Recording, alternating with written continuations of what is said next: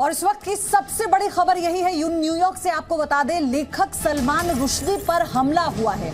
हमलावर ने चाकू से कई बार वार किया और आपको बताएं न्यूयॉर्क पुलिस ने उसे हिरासत में भी ले लिया है और फिलहाल जानकारी यह है कि हेलीकॉप्टर से अस्पताल ले जाए गए हैं रुश्दी। हमलावर से पुलिस इस वक्त पूछताछ कर रही है कि आखिर उसने इस तरह का कदम क्यों उठाया, क्या वो किसी संगठन से जुड़ा हुआ है। रुश्दी की हालत के बारे में अभी कोई जानकारी नहीं है। उन्हें हेलीकॉप्टर के जरिए अस्पताल ले जाया गया। इंटरव्यू करने वाले के सिर में मामूली चोट भी लगी है। संदिग्ध हमलावर को हिरासत में ले लिया गया है। अपना लेक्चर देने जा रहे थे रुश्दी, जिस दौरान उन पर यह हमला होता है। आपको बता दें कि हमलावर ने चाकू से उन पर कई बार वार किए। न्यूयॉर्क की गवर्नर कैथी होचुल का यह बयान आया है कि सलमान रुश्दी जिंदा हैं और स्थानीय अस्पताल में उन्हें भर्ती किया गया। अब से थोड़ी देर पहले हमने आपको बताया था कि अस्पताल के जरिए सलमान रुश्दी को हेलीकॉप्टर में अस्पताल ले जाया गया और फिलहाल ये जानकारी मिली है कि वो अभी जिंदा हैं। जो खबर आई है, न्यूयॉर्क की गवर्नर ने इस बात की जानकारी दी है कि सलमान रुश्दी जिंदा हैं और स्थानीय अस्पताल में भर्ती हैं। उनका इलाज चल रहा है और अभी कुछ भी जल्दबाजी नहीं की जा सकती है उनके स्वास्थ्य को लेकर, क्योंकि कई बार उन पर चाकू से हमला किया गया। उसके बाद हमलावर को हिरासत में ले लिया गया। मेरे साथ इस वक्त तारिक फतेह जुड़ चुके हैं और रविंद्र सचदेव भी इस वक्त मेरे साथ हैं। तारिक फतेह, इसको किस तरह से हम देखें, क्योंकि मंच पर कई लोग मौजूद थे, मंच पर भी ऑडिटोरियम में कई लोग थे। उनके लेक्चर से तुरंत पहले हमला होता है सलमान रुश्दी पर। इसे किस तरह से समझे, पहले आप ये बताइए। देखिए, हिंदुस्तान में तो किसी को इस पे हैरानी नहीं होनी चाहिए। आपके यहाँ तो नारा पूरा चल पड़ा, इंस्टीट्यूशन बन गया, गुस्ताख रसूल की एक ही सज़ा सरतन से जुदा। ये उसी का एक्सटेंशन है। आप यूँ समझिए कि ये जो जिहादी किस्म के मुसलमान हैं, हमारे पास एविडेंस तो नहीं कि ये कौन था, लेकिन तस्वीर जो मैंने देखी उसमें साफ नज़र आ रहा है कि कहाँ के हैं वो, क्या बैकग्राउंड है। सबसे बड़े इनके जो विक्टिम हैं वो इनके मुसलमान ही होते हैं। ये कुफर का इल्ज़ाम लगा के सारी ज़िंदगी आपका पीछा करते रहेंगे और इनको खुली छुट्टी सी मिली हुई है कि जब चाहें जिस पे कर दें कत्ल और फिर अपने वो इस्लामोफोबिया का शोर मचाएं और फिर लोग चुप करके बैठ जाते हैं। ये कोई न्यूयॉर्क के अंदर कोई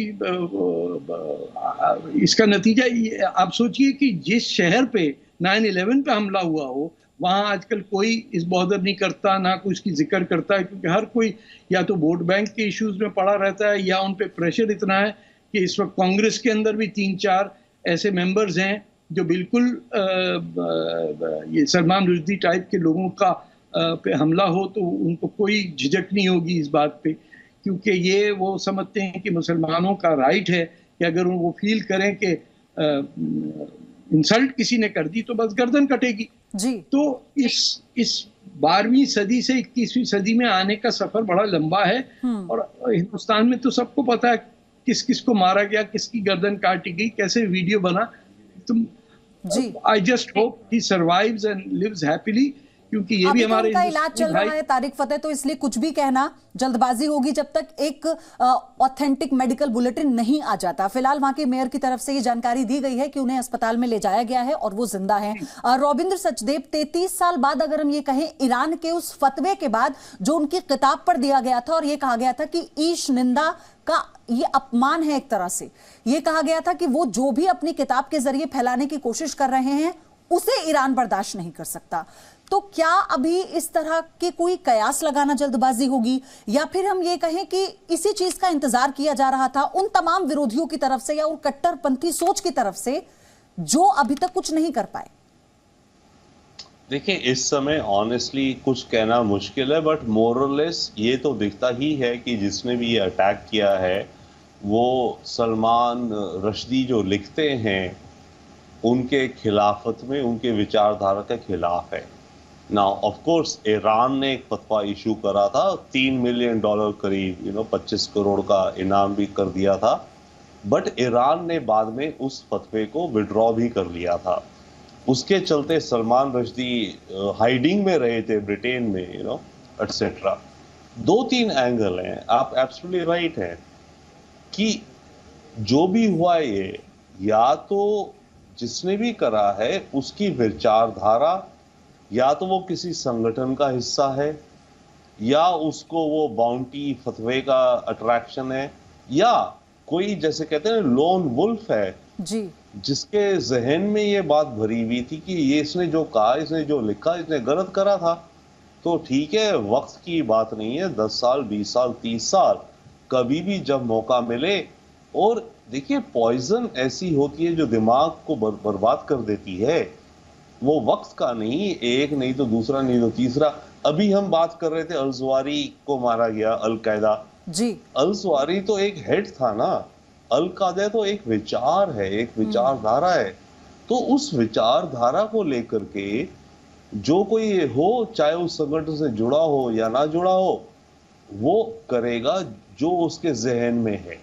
तो ये अनफॉर्चुनेटली उस तरह का एग्जाम्पल है आज की तारीख में। और जैसा आपने जिक्र किया, क्योंकि अमेरिका में तो इसके उदाहरण हमने पहले भी देखे हैं। रॉबिंदर, जिस बात का आप जिक्र कर रहे थे, मैं आपके पास आ रही हूं, लेकिन उससे पहले हम ये सुनवा देते हैं कि न्यूयॉर्क की गवर्नर कैथी होचुल ने क्या कहा है, क्या बताया। And so it is heartbreaking to learn that within the last hour, a prominent individual, Salman Rushdie, was attacked on a stage in Western New York. Just before he was about to give a speech, he is alive. He has been transported, airlifted to safe. And so it is heartbreaking to learn that within the last hour, a prominent individual, Salman Rushdie, was attacked on a stage in Western New York. Just before he was about to give a speech, he is alive. He has been transported, airlifted to safe. रॉबिंदर, इसे क्या सुरक्षा में चूक भी कह सकते हैं, क्योंकि इतने लोग थे वहां पर, और सिक्योरिटी तो वो हमेशा रखते हैं, क्योंकि जब से उन्हें धमकियां मिलनी शुरू हुई हैं वो कभी ऐसे अकेले जाया नहीं करते थे बिना सिक्योरिटी के। तो क्या इसे ऐसे भी माने कि पता नहीं लग पाया किसी को? इसमें 2-3 चीजें पाई थी जी। यू वेरी राइट, सिक्योरिटी में चूक। जब ये इंग्लैंड में थे 90s में, तब तो ये इनको अपने नाम के अलावा एक छुपे हुए घर में रहते थे और ब्रिटिश इंटेलिजेंस बहुत वो थी। पर धीरे धीरे वक्त होता है ना, वक्त बहुत चीजें बदल देता है। तो इस समय अमेरिका में, बाय द वे, अमेरिका में आज तक कभी ऐसे नहीं हुआ कि कोई एक ऑथर या राइटर पब्लिक पे स्पीच दे रहा हो, उस पर अटैक हुआ। आज तक कभी नहीं हुआ अमेरिका में, राइट। और बड़ी इंटरेस्टिंग बात है, पता है इनका जो टॉपिक था इनकी स्पीच का आज, जो शातक हुआ न्यूयॉर्क से, by the way New York city में नहीं, न्यूयॉर्क से करीब 90 किलोमीटर दूर है, वहां इनका टॉपिक था, जिस संस्था ने इनवाइट किया था, कि अमेरिका एक सेफ हेवन है फॉर राइटर्स, कि फ्रीडम ऑफ स्पीच जो भी देना चाहते हैं यहाँ आकर दे सकते हैं, क्योंकि अमेरिका की सबसे नंबर 1 स्ट्रेंथ ही अमेरिका कहता है। जर्मनी में भी हमने देखा था। तारिक फतेह सर, आपको भी इस बारे में पूरी जानकारी होगी, जब वहां पर विरोध किया गया था, ईरान ने विरोध किया था, तो किस तरह से लोकतांत्रिक ढांचे का समर्थन किया था जर्मनी ने, जब वहां पर एक बुक को लेकर एक बुक फेस्टिवल में शामिल हुए थे जो हर साल होता है। तो क्या ये एक अलार्म है, एक चेतावनी के तौर पर है आज जो हुआ सलमान रुश्दी के साथ? देखिए, किसी वक्त किसी के साथ भी हो सकता है। और जहाँ तक सिक्योरिटी की बात है, मैं आपको बताऊं, ये इवेंट जो था ये उन राइटर्स के लिए था जो अपने मुल्क छोड़ के अमेरिका में पनाह जिन्होंने ली है, रेफ्यूजी स्टेटस लिया है, एमनेस्टी ली है, ताकि वो खुल के लिख सकें।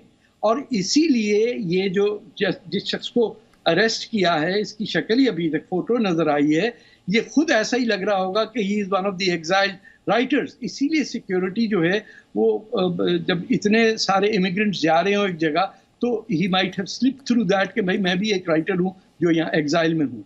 लेकिन आप ये जो इंसिडेंट हुआ बड़ा सिग्निफिकेंट इसलिए है कि ये आप सोचिए 1980 से लेके आज तक, जब से ये किताब लिखी गई, ये सैटेनिक वर्सेस है, हाँ, इसको मैं आपसे 100% बता सकता हूँ, आज तक मुझे कोई मिला नहीं है जिसने किताब पढ़ी भी हो।